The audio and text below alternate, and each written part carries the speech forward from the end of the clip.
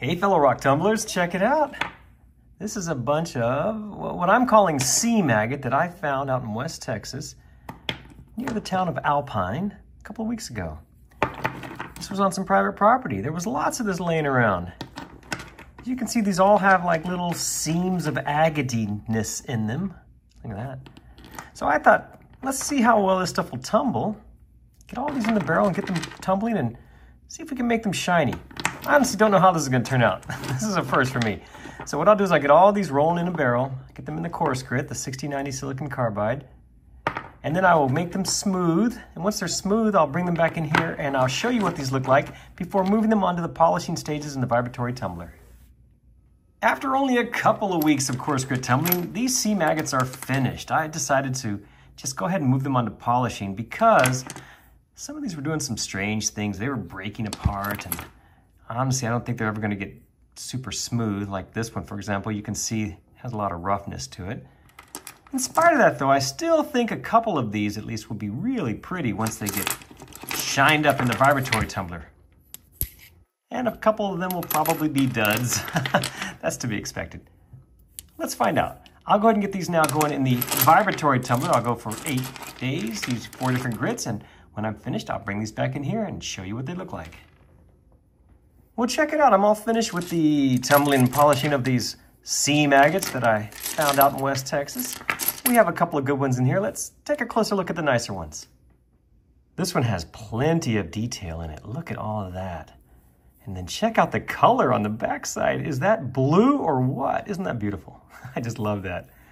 And I know it's not a perfect tumble. I wasn't going for a perfect tumble. This stuff was just going to be too rough and uneven to ever make perfect. So I'm going to have to live with this. So will you. Here's another sea maggot that is not so great on this side, but I like it on this side. Check that out. That's pretty. This one is interesting because, as you can see, it's quartzy and it has some chalcedony fortification banding in there. Yeah, I like that. I'm not a huge fan of quartz overall, but I think this combination is good. Check out this little sea maggot here. See, it's got some stuff going on in there, and of course, yeah, there's depth you can see down inside. Something going on, little clouds in there. As you can see, this one was mostly the host rock. However, there was some chalcedony in there, you know, just to keep us honest, enough to make a interesting looking rock. What do you think? This little guy has lots of detail in it. Didn't necessarily take a great shine up there, but I like the pattern quite a bit. And then you've got this side with all of the beautiful chalcedony in there. Can't go wrong with all that. I'm not sure what was going on with this one. It's almost like a, I was gonna say a quartzite type material. As you can see, I'm no geologist, but it looks almost coarser than like regular agate material. Didn't take a great shine either, as you can see. Well, parts of it did though. Notice the little bit of the chalcedony in there, how that takes the good shine and then bleh. Oh, well, what are you gonna do?